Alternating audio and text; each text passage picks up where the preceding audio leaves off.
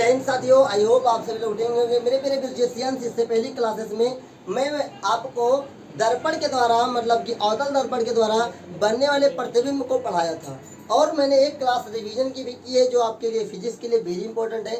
आज शायद इस चैप्टर का अंतिम क्लास है और इस चैप्टर के अंतिम क्लास के बाद साथियों हम लोग टर्न लेंगे दूसरे चैप्टर की ओर और बीच बीच में हम लोग रिवीजन भी करते रहेंगे। आपसे मेरा निवेदन है कि जो आपको लिखवाया गया, जो आपके बुकलेट, जो आपके पीडीएफ है, आप पढ़ते जरूर रहें। डेली 10 मिनट, कम से कम कितना 10 मिनट ही पढ़ेंगे, रिवीजन करेंगे तो ऑटोमेटिक आपका रिवीजन होता रहेगा। आज हमें जो बेसिकली पढ़ना है टॉपिक है लेंस की क्षमता तथा उपयोग। बहुत छोटा टॉपिक है, कोई बड़ा टॉपिक नहीं है और बहुत ही इम्पोर्टेंट टॉपिक है। क्यों इम्पोर्टेंट टॉपिक है? ऑब्जेक्टिव में भी आता है, न्यूमेरिकल्स भी आते हैं और थोड़ा सा भी चूक करोगे तो नंबर पूरा बर्बाद जाएगा। थोड़ा सा भी चूक करोगे तो नंबर पूरा। इसमें केवल मीटर सेंटीमीटर का खेल है क्षमता वाले में, मीटर और इससे ऑब्जेक्टिव में भी सवाल आते हैं। तो कैसे आता है? सबसे पहले समझते हैं कि क्षमता को बोलते हैं पावर। क्या बोलते हैं? क्षमता को बोलते हैं पावर, मतलब शक्ति। आपने सुना होगा कि किसी व्यक्ति को इतने पावर चश्मा लगा है, सुना है? या आपने ये भी सुना होगा कि वो तो हम आगे पढ़ाएंगे, जब पढ़ाएंगे इलेक्ट्रोफिजिक्स, आपने पढ़ा होगा कि इतने हाथ पावर का इंजन है। yes, सुना है ना? तो इतने हाथ का पावर वाला इंजन तो हम लोग विद्युत में पढ़ेंगे, लेकिन पहले हम पढ़ते हैं लेंस वाला जो पावर होता है। आपने सुना होगा इसके पावर वाला चश्मा है।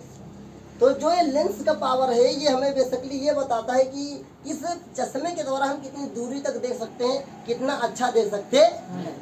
किसी को आपने एक चश्मे में देखा होगा कि हल्का हल्का नीला दिखाई देता है। yes, देखा है? तो वो होता है 0.5 mm। क्या होता है? 0.5 mm का लेंस होता है। वो बेसिकली लगाया जाता है उन लोगों को जो पढ़ने में दिक्कत होता है, आंख में दर्द होने लगता है या पढ़ते पढ़ते आंसू आ जाते हैं, पढ़ते पढ़ते।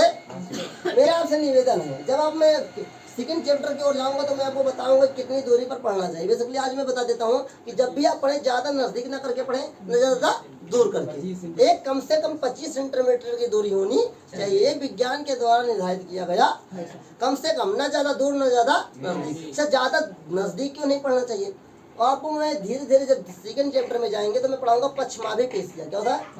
पश्चमाभी पेशियों का काम होता है हमें आंखों को, हमारी आंखों की फोकस दूरी को समायोजित करना। क्या करना? अब तुम ज्यादा नजदीक ले जाओगे तो उन पर दबाव पड़ेगा। जब दबाव पड़ेगा तो आंख में दर्द आएगा। क्या आएगा? और दर्द आएगा तो आंसू आएगा। क्या आएगा?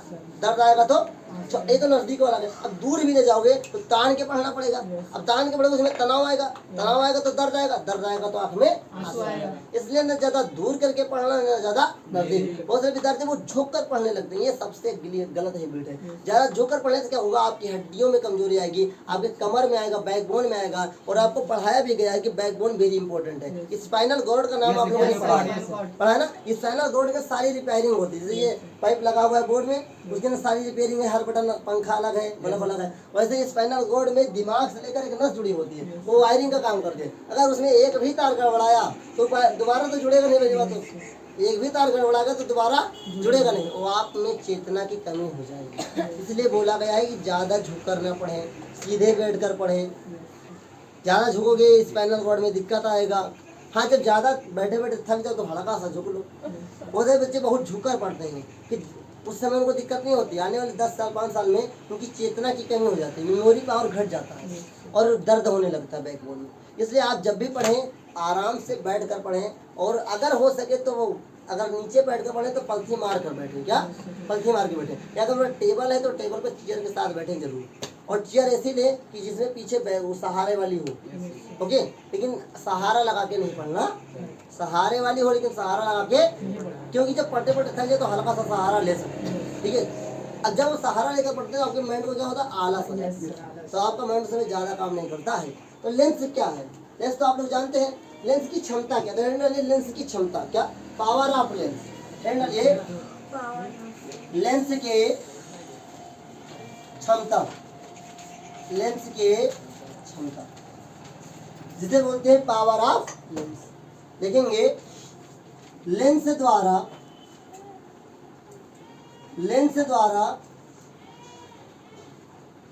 किसे प्रकाश को अभिसरण,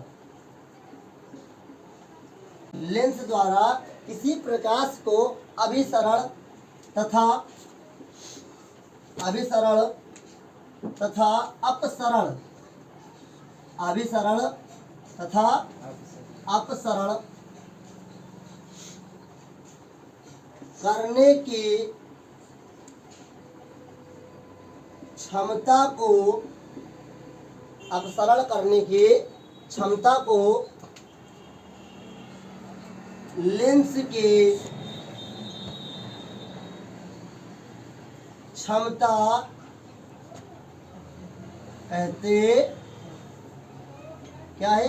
लेंस की क्षमता क्या है? लेंस द्वारा किसी प्रकाश को अभिसरण तथा अपसरण करने की क्षमता को लेंस की क्षमता कहते हैं। मैं आशा करता हूं कि आपको ये अभिसरण और अपसरण जरूर समझ में आना चाहिए, क्योंकि मैं कई साल बार आप इसे रिपीट कर चुका हूँ। कोई बताएगा कि अभिसरण और अपसरण मतलब क्या होगा?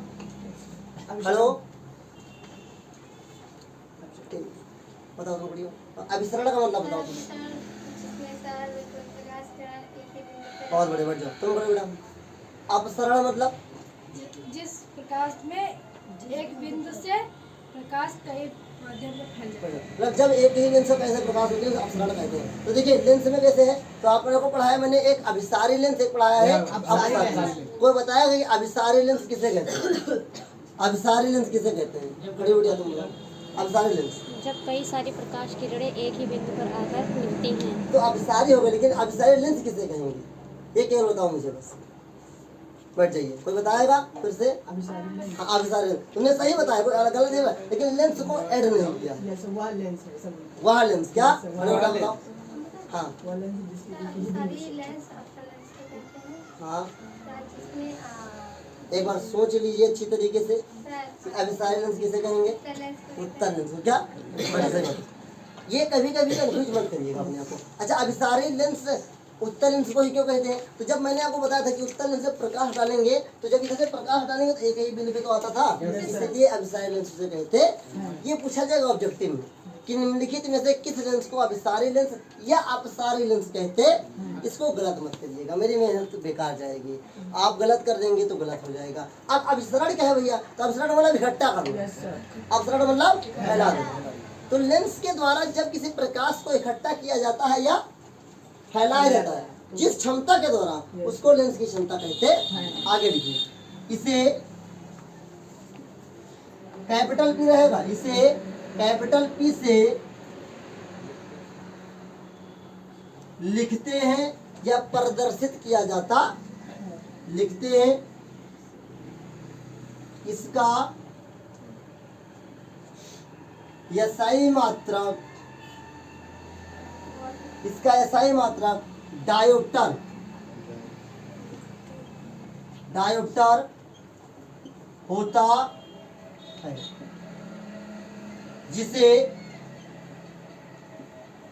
होता है, जिसे कैपिटल डी से प्रदर्शित किया जाता है, प्रदर्शित किया जाता। एक बार फिर से, लेंस द्वारा या किसी लेंस द्वारा किसी प्रकाश को अभिसरण तथा अपसरण करने की क्षमता को लेंस की क्षमता कहते हैं। इसे कैपिटल पी से लिखते हैं। इसका एसआई मात्रा क्या है? डायोप्टर है, जिसे कैपिटल डी से प्रदर्शित किया जाता। अब यहाँ से 4 क्वेश्चन बनते हैं ऑब्जेक्टिव में, 4 क्वेश्चन बनते हैं ऑब्जेक्टिव में। नंबर 1 बनता है कि बताइए लेंस की क्षमता को किससे लिखा जाता है? तो किससे? फिर पूछता है लेंस की क्षमता का मात्रक क्या होता है? कभी कभी वहाँ पे डायोप्टर लिख के आएगा इंग्लिश में, कभी कभी केवल डी लिख कर आ सकता है, कभी कभी हिंदी वाला लिख के आ सकता है, कभी कभी केवल डी लिख कर आ सकता है। तो ये कभी कंफ्यूजन नहीं होना है। डी का मतलब डायोप्टर क्या है? और ये लेंस की क्षमता, लेंस की क्षमता को लिखते हैं पी से, और पी का मात्रक होता है डायोप्टर। और ये सही में क्या? और यही पूछेगा, इससे आगे कुछ नहीं पूछेगा। और क्या इसे डी से लिखा जाता? दूसरा पूछ सकता है लेंस की क्षमता कितना लिखा जाएगा, तो आपका नंबर बढ़िया बढ़िया उठ जाएगा। अब इसका सूत्र क्या होता है तो देखिएगा, लिखिएगा लेंस की क्षमता, लेंस की क्षमता बराबर, लिखेंगे लेंस की क्षमता को पी से, किसे लिखेंगे? पी से। P equal to 1/f, bracket में मीटर लिखेगा, equal to 1/f centimetre bracket में गुणे में 100। इसको लिखे, इसको मैं समझाने की कोशिश करता हूँ और इससे एक दूसरी परिभाषा बनाता हूँ। लिख गया। लेंस की क्षमता को लिखते हैं P से। P बराबर क्या है 1/f। ब्रैकेट में मीटर वेरी इंपॉर्टेंट है, बराबर 1/f सेंटीमीटर गुणे 100। इसको समझा दूं, जल्दी करिए। और इससे न्यूमेरिकल्स बहुत आसान आते हैं और इससे न्यूमेरिकल आएगा ऑब्जेक्टिव में। इसका न्यूमेरिकल जो आता है ऑब्जेक्टिव में आता है। ये एक छोटा सा खाली गुणा भाग करना है इसमें, उसके लिए 1 नंबर है। लेकिन वही 1 नंबर संकट का है, वही 1 नंबर संकट का क्यों है कि अधिकतर बच्चे इसमें कंफ्यूज हो जाते हैं। आप समझिएगा, यह क्या है वो बताएगा। फोकस क्या है, क्या है। अब देखिए, जब आप की फोकस दूरी मीटर में होगी तो केवल 1/f लिख के काम चल जाएगा। लेकिन अगर आपके एग्जाम में फोकस दूरी आ जाए सेंटीमीटर में तो 100 से गुणा करना पड़ेगा, 100 से गुणा करना पड़ेगा। लेकिन अगर पूछ ले भैया फोकस दूरी दे के रखा है, फोकस दूरी दे के रखा है और बताइए कि उसका क्या, ये तो निकल जाएगा। लेकिन अगर पूछ ले कि लेंस की क्षमता दे दे, क्या दे दे, लेंस की क्षमता दे दे और फोकस दूरी पूछ ले, तब कैसा बनाएंगे सूत्र। तब सूत्र बनेगा भैया F बराबर 1/, नहीं, वो R/2 वाला दूसरा सूत्र है, वो वक्रता त्रिज्या के लिए है। जो F बराबर R/2 सूत्र है वो वक्रता त्रिज्या के लिए है, और जो F बराबर 1/p है वो किसके लिए है, लेंस की क्षमता। जब लेंस की क्षमता दे के रखा हो और हम, हाँ 1/p, जब लेंस की क्षमता दे के रखी हो और निकालना क्या है फोकस दूरी, तो ये सूत्र का उपयोग करेंगे। कोई डाउट? अब न्यूमेरिकल तो बाद में लगाओ जी, ठीक है, और समझा देंगे। अगर मान लो ये डिफिनेशन ना याद है और दूसरा लिखना है तो कसके लिखाइए, इस सूत्र से बनी, कसके बनी सूत्र से। आप लोग मैथ पढ़ते हैं तो आपने सीखा जरूर होगा। P है, P बराबर का 1 के तो है, नीचे जा। फिर जब कोई चीज बटे में होता है और बराबर में उसे व्युत्क्रम बोलते हैं, क्या बोलते हैं, तो अर्थात लिखेगा, लिखेगा आगे इसी के साथ में अर्थात। अगर मान लो तुम ऊपर वाली परिभाषा भूल गए, ऊपर वाली परिभाषा भूल गए एग्जाम में, तब कौन सी परिभाषा लिखेंगे, तो लिखेंगे लेंस की क्षमता, लिखेगा लेंस की क्षमता फोकस दूरी के व्युत्क्रम के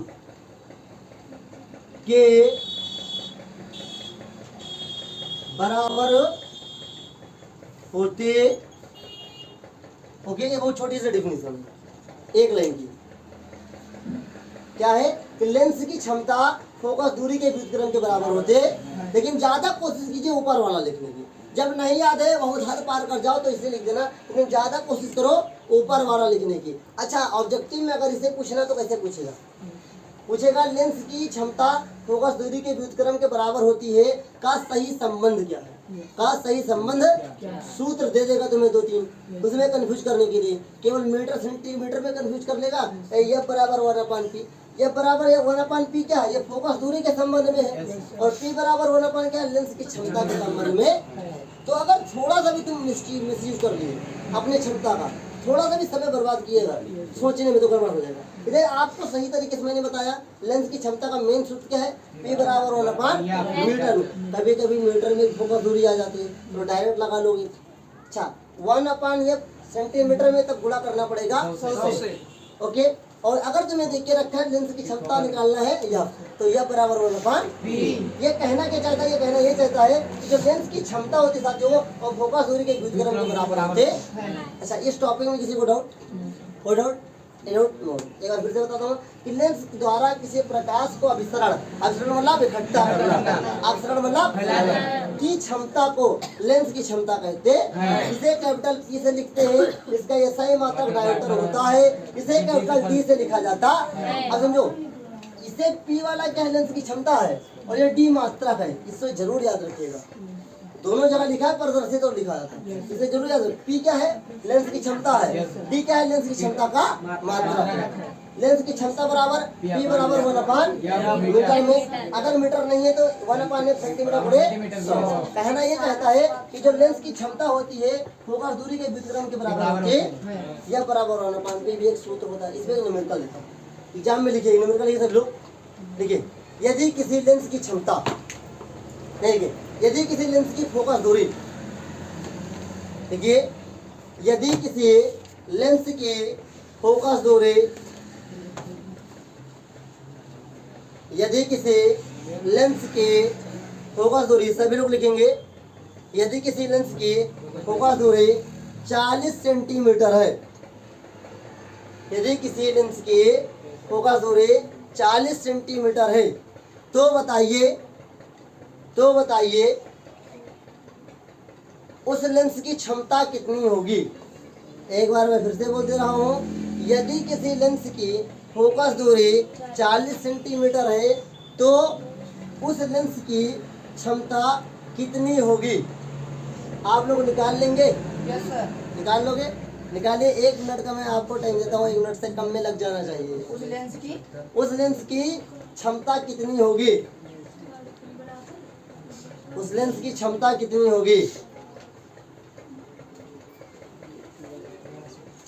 देखिए अभी मैंने बताया कि लेंस की फोकस दूरी कितना है, 40।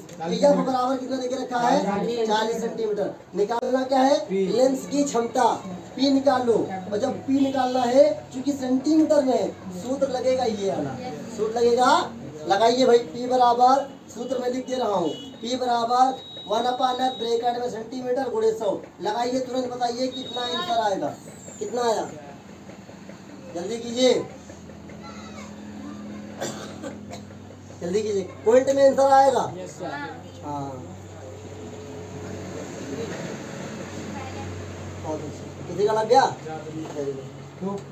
हाँ कीजिए कीजिए। 2.5 और किसी का कितना आया? 2.5 सेंटीमीटर। और सेंटीमीटर नहीं, डायोप्टर। पी का मान निकालना, डायोप्टर, याद रखिए, गलती मत कीजिए। और किसी का आया? कितना आया बेटिया? ऐसी नहीं आया तुम्हारा? हाँ। और किसी का आया? किसी का? चलिए हम लगाते हैं, देखिए ध्यान से, दिख रहा है ना, यहाँ लगा दें, यहाँ देखिए दिख रहा है, उसमें भी ध्यान से देखिए। हमने सूत्र क्या बताया, P बराबर 1/f सेंटीमीटर में गुणे, P का मान निकालना है, P रखे, 1/f का मान 40 सेंटीमीटर, ऊपर कितना है 0 से 0, 4 एक काम, 4 दूनी, पॉइंट लगाएंगे, 0 बढ़ेगा, 4 पंचे, तो P बराबर आएगा 2.5। अगर तुम अत्ते छोड़ आए तो पूरा नंबर काट ले जाएगा। लिखो D, क्या लिखो? D क्या है? डायोप्टर। क्या है? लेंस का मात्रा नहीं, लेंस की क्षमता का मात्रा, लेंस की क्षमता का डायोप्टर होता है। कुछ समझ में बेटे पीछे? हमने 0 0 काट दिया, 4 को मैंने 10 को 4 से भाग किया, 2.5 आया, 2.5 को 10 हो गया, तो P बराबर 2.5 डायोप्टर, मतलब कि 2.5 डायोप्टर। यही आंसर होगा। और ये 1 नंबर का न्यूमेरिकल है, ऑब्जेक्टिव में गारंटी के साथ आएगा। अब कोई जरूरी है कि 40 आ जाए, 20 भी आ सकता है, 25 भी आ सकता है, कोई जरूरी सेंटीमीटर में है, मीटर में भी आ सकता है। तो मीटर में बताओ सरल है, मीटर में है तो और तो सरल हो जी। किसी को डाउट? तो यहाँ तक समझ में आया। तो अभी तक मैंने बताया लेंस की क्षमता, लेंस की क्षमता का मात्रा, 1 मीटर लगा दी। चलो 1 मीटर हम बताते हैं, ठीक है? नहीं 1 मीटर वाला हम ऐसे बता देते हैं। मान लेते हैं कोई लेंस है, कोई मात्रा F बराबर कितना है, F बराबर मान लेते हैं कि 25, कितना है 25 मीटर है, कितना है, और उसका निकालना है कि लेंस की क्षमता कितनी होगी, P का मान निकालना। तो देखिए मैंने क्या बताया, P बराबर 1/f लग जाएगा, क्योंकि ये मीटर में है। अब देखिए 1/, कितना है 25, हाँ क्या नहीं 4 रहेगा, 0 पॉइंट आएगा पॉइंट में। देखिए ये कितना 1 पॉइंट, तो देखिए भाग करते हैं यहाँ पे, तो भाग करते हैं कैसे, 25 बाहर 10 का 1 ऊपर, पॉइंट लगाओगे 0, अभी भी छोटा है, 1 0 और लगाओ, 25 को, ये आंसर है। ओके, ये कट गया। तो जब मीटर में देखे रखा तो केवल भाग कर दोगे 0.04 टाइम। याद रखिए जब मीटर में फोकस दूरी होगी तो अधिकतर ज्यादा पॉइंट आने का चांसेस रहता है। ज्यादा कोई डाउट? किसी को कोई डाउट? मुझे आशा है कि आपको मीटर वाला भी लग जाएगा, सेंटीमीटर वाला भी लग जाएगा, और लेंस की क्षमता का डायोप्टर भी याद हो गया होगा, और लेंस की क्षमता को P से भी लिखा जाता है। इसकी चीजें 3-4 सवाल पूछेगा। या तो पूछने का लेंस की क्षमता को कैसे लिखते हैं, पी से, लेंस की क्षमता का मात्रा डायरेक्टर डी, या तो सूत्र पूछेगा। और ज्यादा गिरा से गिरा सवाल पूछ ली तो क्या पूछी नहीं, तो पूछी का पूछी भाई। हाँ ये आला आई, तो इससे आगे कुछ नहीं माना। अगर ये मत गलती करो तो फिर जान लो तुम अपने आप में तुम कंफ्यूज रही हो। थोड़ा सा भी गलती करो और तुम सब करो और वही डी नहीं लिखो तो पूरा मामला गड़बड़ है। अगर तुम कहो खाना खाओ तो बता था ना 1 रोटी खाए 2 रोटी खाए, और तुम खाए खाली खाना खाए तो कहा सामने वाला समझे, ज्यादा कुछ भी समझ सकते। आज तुम घर वाले से बताओ सब्जी लाए तो सब्जी कहाँ लाए कुछ बताओ तो ना, तो उसी चीज यूनिट लिखना जरूरी है। तो यहाँ तक कोई डाउट? तो आगे आज के टॉपिक में हमें और पढ़ना है इसका उपयोग, और जहाँ उपयोग खत्म करेंगे तो आपका ये चैप्टर भी खत्म हो जाएगा। फिलहाल उसके बाद हम कुछ इंपॉर्टेंट टॉपिक्स के ऊपर बात करेंगे, रिवीजन आपका चलता रहेगा। और हम अभी इस क्लास के खत्म होने के बाद कुछ चर्चा करेंगे, और नेक्स्ट क्लास में हम लोग न्यूमेरिकल्स के ऊपर चर्चा जरूर करेंगे। ये अधिकतर बच्चे न्यूमेरिकल में फंस जाते हैं, अधिकतर बच्चे न्यूमेरिकल हो जाते हैं, वहाँ पे गलती होती है केवल प्लस और माइनस की। ओके, तो आइए हम लोग आगे बढ़ते हैं और सीखते हैं साथियों लेंस के उपयोग को।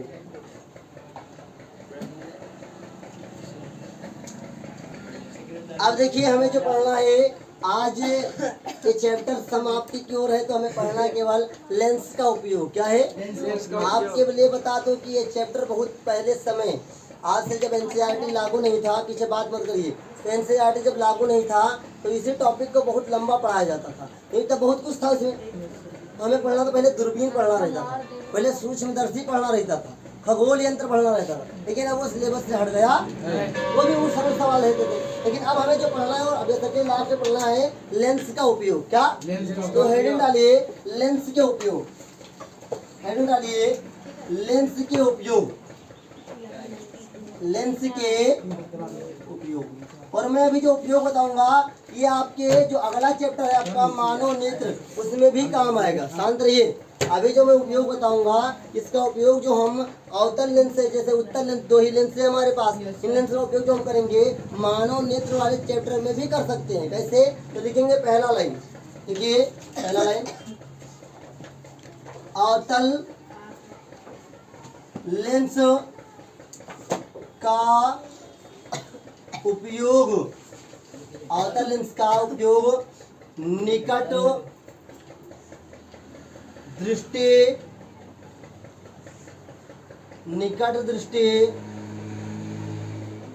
दोष के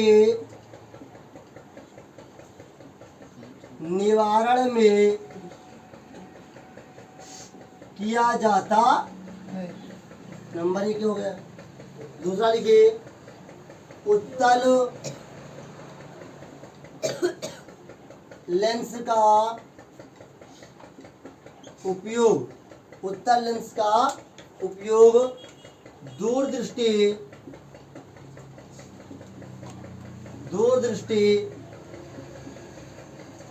दोष को दूर को नहीं लिखी, के लिखी, दृष्टि के निवारण के लिए किया जाता। 2 वेरी इंपॉर्टेंट है, ये दोनों वेरी इंपॉर्टेंट है। इसका उपयोग हम मानव नेत्र में भी करेंगे। अब देखिए आगे, अवतल लेंस का उपयोग निकट के लिए करते हैं। निकट दोष क्या है सब मैं आपको पढ़ाऊंगा मानव नेत्र में, बहुत ही आसान तरीके से। मानव नेत्र में बहुत आसान है, एकदम जैसे आप चिलगम खा के थूक देते हैं वैसे इसको तुम याद कर लोगे। हाँ सच में बहुत आसान है। हाँ बेटा, उत्तल लेंस का उपयोग करते हैं दूर दृष्टि दोष को दूर। हाँ, तो 5 प्रकार के रोग होते हैं मानव नेत्र में। 3 आपको पढ़ना है जो आपके सिलेबस में, 2 होते हैं बहुत खतरनाक। तो हम लोग सब पढ़ेंगे मानव नेत्र में, इसमें क्या फायदा है उसमें डिस्कस करने। फिर अगला लिखिए उत्तल लेंस का उपयोग, उत्तल लेंस का उपयोग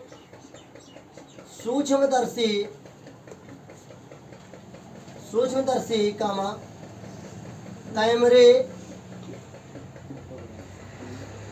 कैमरे इत्यादि में किया जाता है,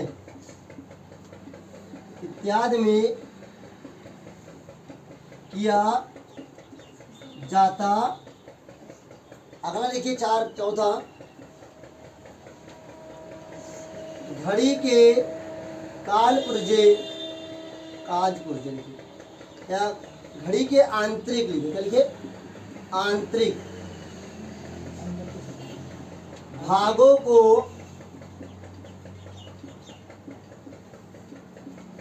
देखने के लिए किया जाता है।